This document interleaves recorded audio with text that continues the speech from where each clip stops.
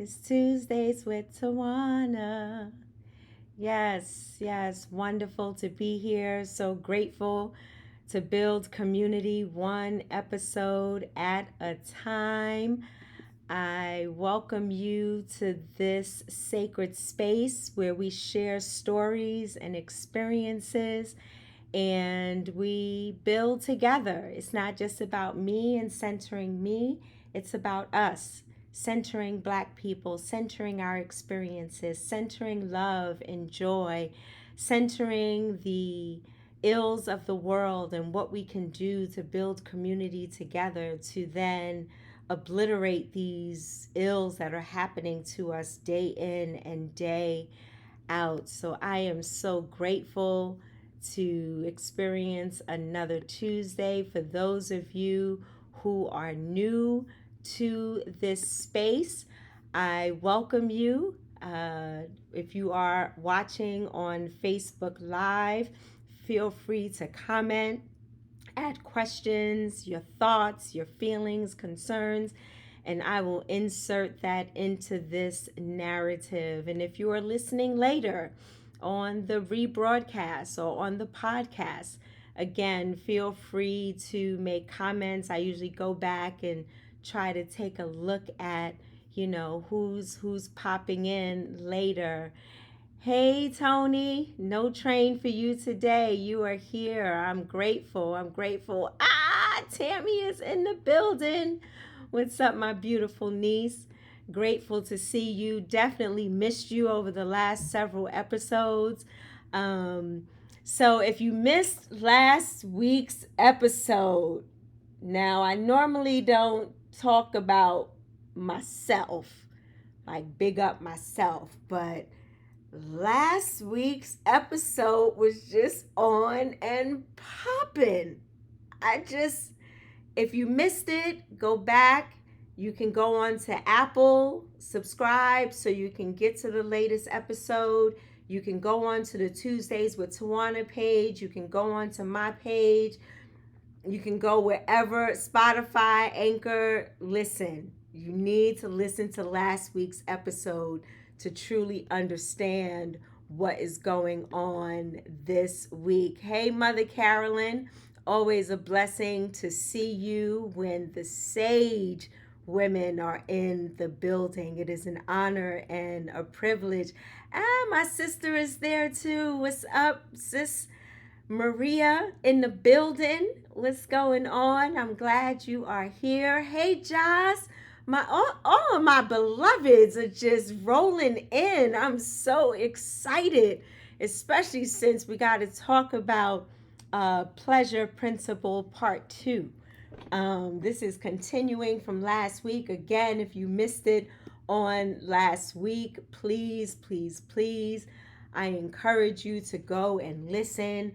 I encourage you to share these broadcasts as well so we can talk about the things that aren't normally talked about in these communal settings.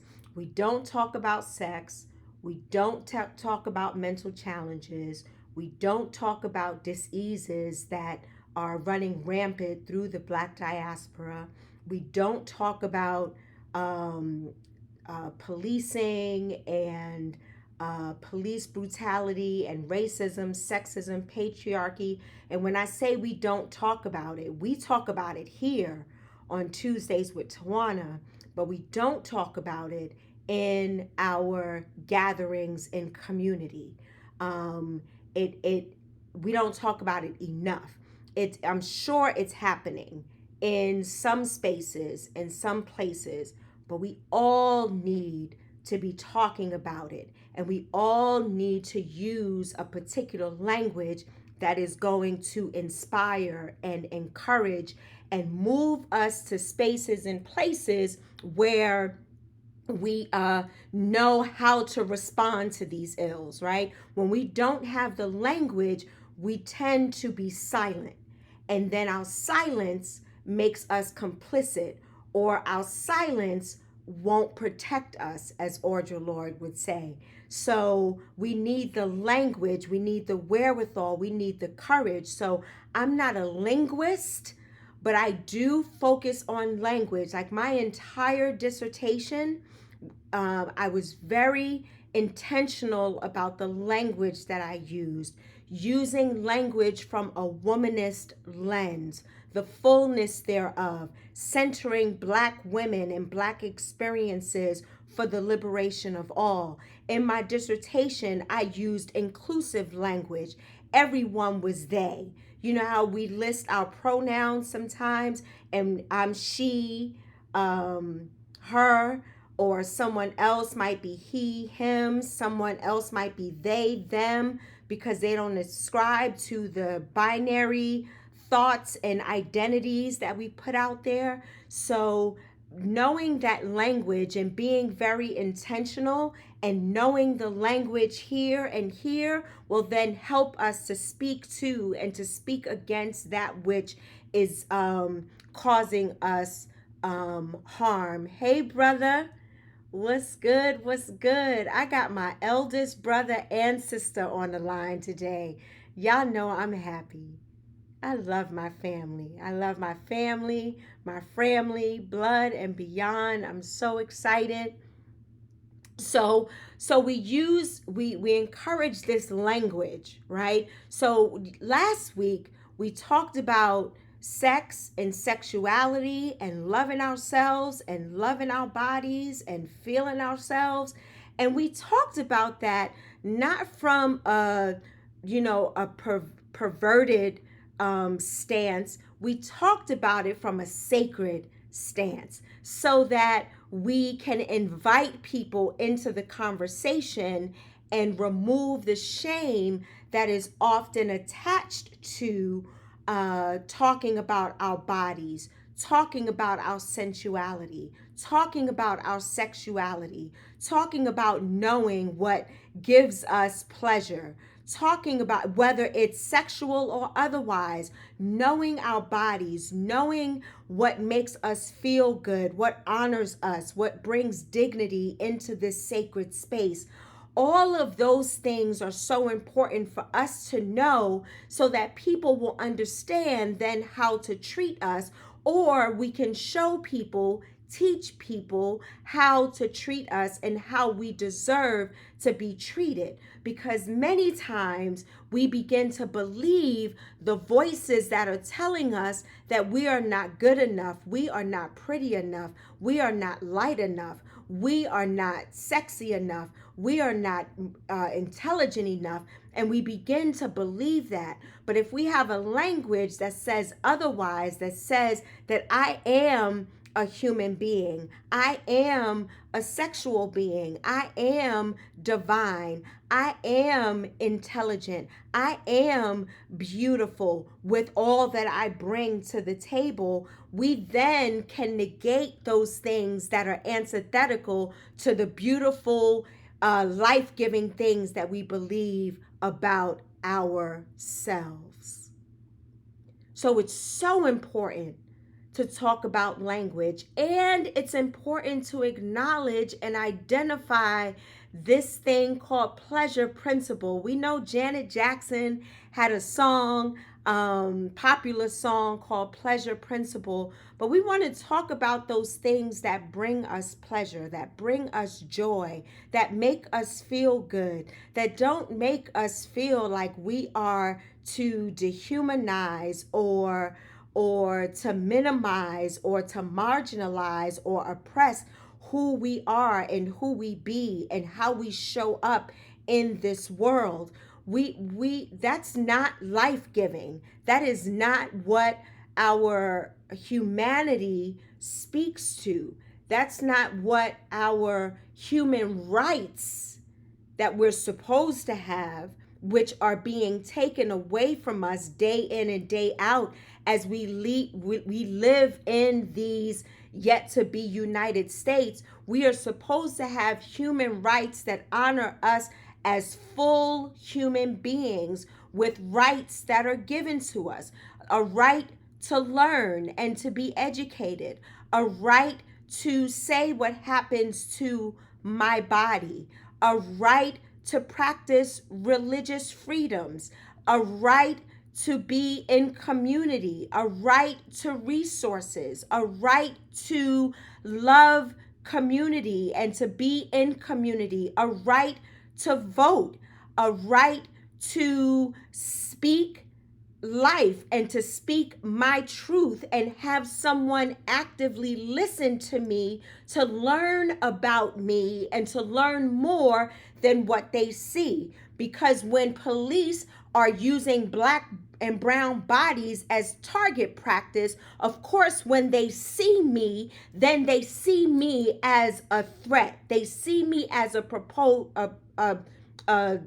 they see me as a possible threat. And I am far from that because of the color of my skin.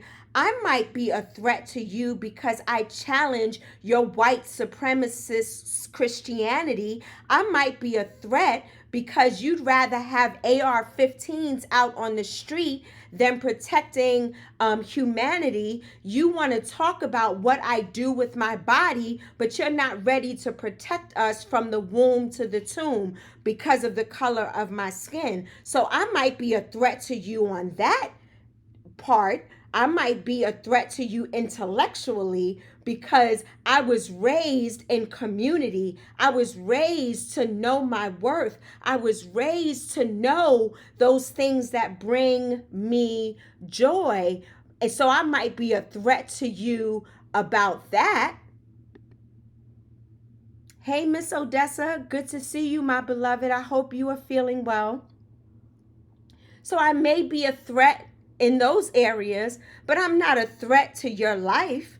I'm not a threat to your livelihood. I'm not trying to take anything from you. I don't want anything from you because we can, when we come together, build our own communities. We can build our own net worth. We can build better places to live and survive and to thrive off of those things. It's not just about survival. Like, right, I'm a breast cancer survivor, but I'm also a breast cancer thriver because I have metastatic breast cancer and I'm still here living beyond my diagnosis. So living beyond what we see and being able to define that, and how do we bring that back into this pleasure principle? Because we got to know what we know about ourselves and about our bodies so that we can take care of our bodies. We can take care of our bodies physically, spiritually, emotionally, mentally. We can take care of ourselves without relying on other people to define that for us. But we got to know. We got to know, even if I remember I was in class in seminary. No, it was in my PhD program. And one of the professors showed this video. And the video was about how people who own their homes are better, they add value to community versus those that rent, that devalue community, as if they're barbaric and don't know how to live. And I was so, I was so bothered by that. First of all, because it was coming from white privilege. And secondly, you just put a blanket statement on people who have not been afforded the opportunity to live in spaces and places that have good schools, that have supermarkets, that have life-giving entities, where things were redlined, where we were forced to live in impoverished communities and forced to make a way out of no way and forced to eat foods that weren't necessarily good for us because of the way the communities were built and redlining happened and districts and lining and all of that happened, not because of some ill that I don't know how to be a contributor, a life-giving contributor to society. Now, does that mean that everybody knows? Absolutely not. there are people that will, I see in all communities that will just throw trash out of their car window or out of their apartment windows.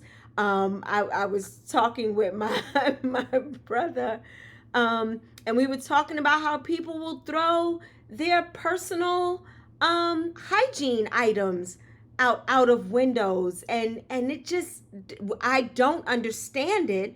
But when we build community and we build that language to be able to question, to insert a narrative that might be different from what they were taught or what they were used to or what was taken away from them or what wasn't given to them or they didn't have an opportunity, or so we have, and that's how we build community, when we build these conversations to learn about each other. Conversations are supposed to be inquisitive, like we're supposed to inquire, we're supposed to be curious, we're supposed to have this dialogue that when we walk away, we have learned more about one another and we can learn to respect and honor each other. Hey Jan, good to see you, beloved. Hey my brother Donald, good to see you. Hey Lorma, what's going on? Miss Jewelry Maker, Lorma sells jewelry, so y'all make sure y'all look her up on Facebook, just like Tony, the beautiful makeup artist. I'm wearing her lip gloss, by the way. For real, for real. Yes, loving lipstick. So when we go back to, and I keep going back to this thing, this pleasure principle, right? Because we must know and love our bodies, because clearly the 1%, the white supremacists, the racists, they're not loving our bodies. So we need to learn how to love our bodies for ourselves, and then to teach other people how to love us. What's my spot? What is it that makes me smile? Is it roses or is it tulips? Or do I enjoy a certain type of food? Whatever it is that brings me pleasure, I've got to know. Otherwise, somebody will define that for me. Because Audre Lorde says, if I don't define myself for myself, then I will be crunched into other people's fantasies of me and eaten alive.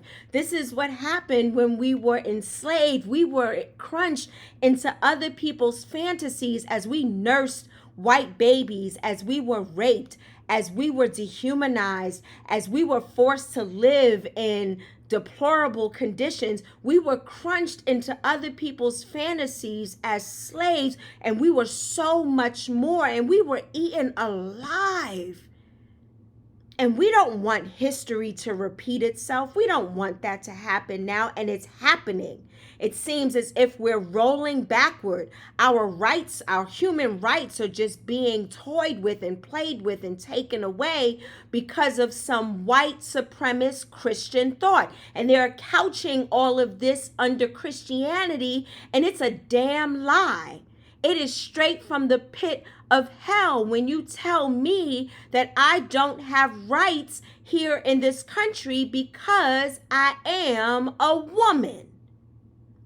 It took forever for women to have the right to even have a say in their own home, to work, to vote, to be able to have decisions about their own bodies. And we're not talking about centuries ago. We're talking about numbers that start with 18 and 19, right?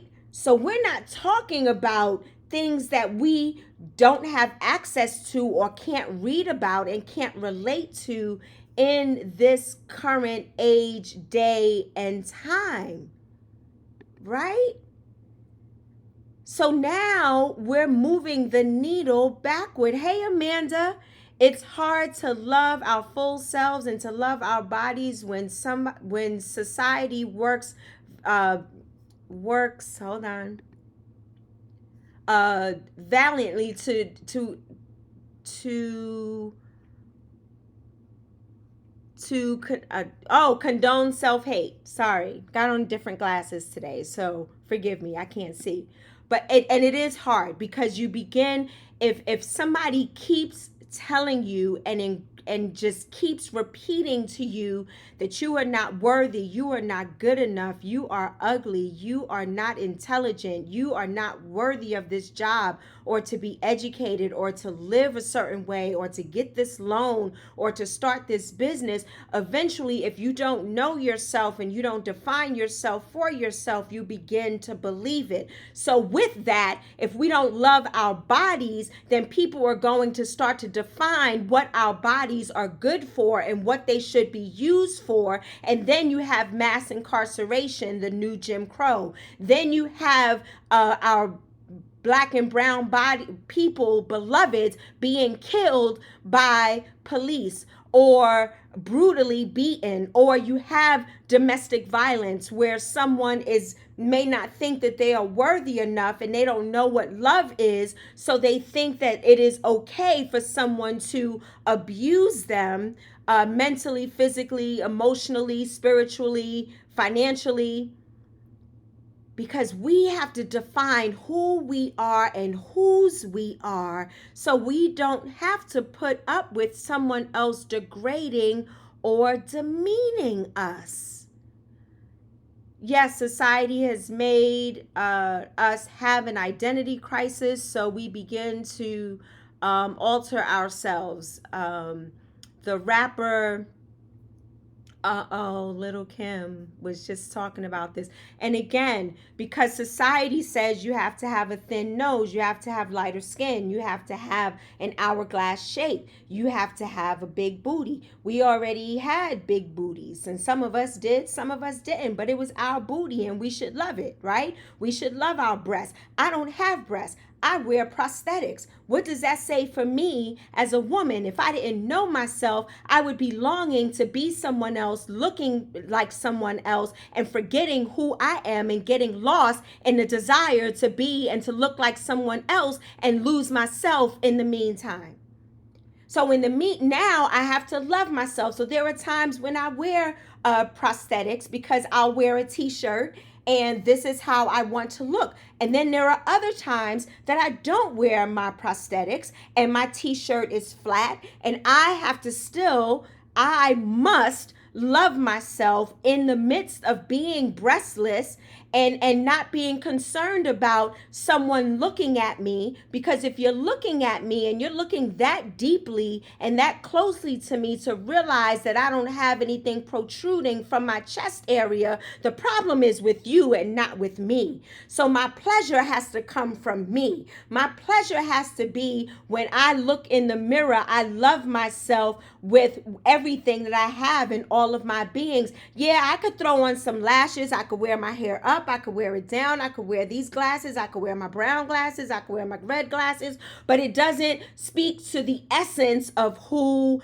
I am. So if I say that I am loving, I am a human being, I am divine, it then speaks to when I say I am experiencing anger and if I say I am angry, then it takes away from the essence of who I am.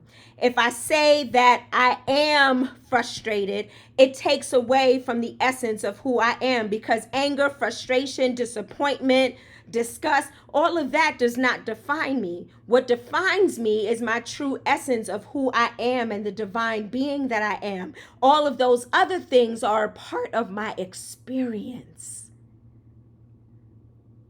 So I experience anger, I experience frustration, I experience disgust, I experience the disdain for racism that is happening, and sexism and classism. I experience all of that, but I have to know me so that so I don't take away from my own self-worth and my value. I can have those experiences, but it doesn't define who I am. I grew up in Wagner Projects. Wagner Projects had like 42 buildings. Most of the buildings had 16 floors, 8 apartments on each floor. So we lived, it was huge, huge. And it was the projects. And there were times when they weren't as clean as they could have been. Things were going on in the stairwells. Elevators would be broken. We had to walk up to the 11th floor, or some of my partners on here, the 9th floor or the 16th floor. But it didn't take away from who I am and who I was becoming. And I had choices. And the choices are rooted from who I believe that I am. And if I believe that I am worthy, then I believe that even this girl from Wagner Projects could go to college. Even in growing up in during the crack epidemic and gangs and violence, we would be sitting on the bench and all of a sudden somebody will come running by us shooting. Even in the midst of that, I have to believe that it does not take away from my worth and my worthiness. We still dope, Tanisha says. In fact, it made us more eclectic because now it's like W.E.B. Du Bois with this double consciousness. I now know both worlds, so I'm even brighter. I'm even more eclectic. I am more dynamic and diverse because I not only know what it is to live on this side, but I also know what it is to live on this side. It's like this, this dual consciousness, this double consciousness. I know them both. So I can relate to both. I can love people from both. I can merge those two worlds and said, let us be great.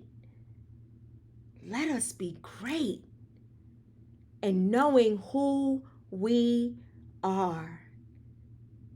Knowing what makes us smile and laugh. What makes us experience anger. And that's okay.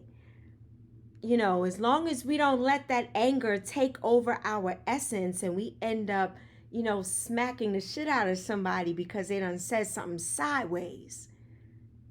It might feel good in the moment, but the consequences, what are the consequences to knowing our worth? And knowing that we are worthy, knowing that we are loving, knowing that no matter where we come from, we have the opportunity to exercise that worth and to live out loud this dichotomous existence on another level, Tanisha says. Yeah, it is a dichotomy, for sure. It is a dichotomy. They're parallel, right? Side by side. And we live in both of these worlds, trying to figure it out. We are Black folk trying to live in this white world that claims to be humanitarian or humanistic, or claims to be democratic, claims to be, when this was created, it didn't include women, and it definitely didn't include Black people, that all men were created evil. It's not a shorter version of human. It's men. Let's be very clear. But knowing who we are and knowing our worth and knowing that we are better than anybody else that can try to define who we are because of our situation or circumstance, that is a part of my experience, but it doesn't define me. So when I love myself, I create a space for people to love me and to love on me and to be intimate with me, because I know what it is to be intimate with myself. And even through the heinous things that may have happened to me growing up, healing from that is acknowledging it and naming it and facing it and doing what's needed to be healed so I can go back to loving myself, loving who I am, who I was created to be, loving the true essence of myself, and not letting anyone else define me as a hoe or a bitch, or I'm not good enough or pretty enough, or degrading me because of my sexuality, demeaning me, or trying to redefine me because of my sexuality, or proclaiming that I'm going to hell because I made this decision, that decision. Listen, truth be told, ain't none of us gonna make it to the pearly gates the way we all acting right now. So let us not be judged. Let us not judge unless we want to then be judged, right? So we hey Elaine, we are called. This is the call to action, to love yourself, to look at yourself in the mirror. Maybe it's naked. Maybe it's looking deep in your eyes. Maybe it's looking at your smile. Maybe it's watching a tear run down your face and loving every ounce of who you are and what you bring to this world. Loving yourself, whether it is emotionally, sexually, sensually, mentally, physically, with the fullness thereof. Loving who you are. Because once you love who you are, you have defined who you are and how you are choosing to show up in this world. And then it will begin to dispel the shame. It will negate the naysayers. It will actually diminish and reduce them to just mere rhetoric, because language is more than rhetoric. It's an experience. It's a shared experience in community. And this is what we do here on TWT. We build community one episode at a time. This is Dr. Tad with Tuesdays with Tawana. I love you dearly. Love yourself. Love yourself. Love yourself so that others might love you and you might be able to love others. Blessings to all of you. Thank you for joining the journey of learning to love myself. Yes, Amanda. And I love you, sis, my seminary mate and friend. I love all of you. Thank y'all for joining. Thank y'all for rocking with me. And I'll see you next Tuesday. I'm out. Later.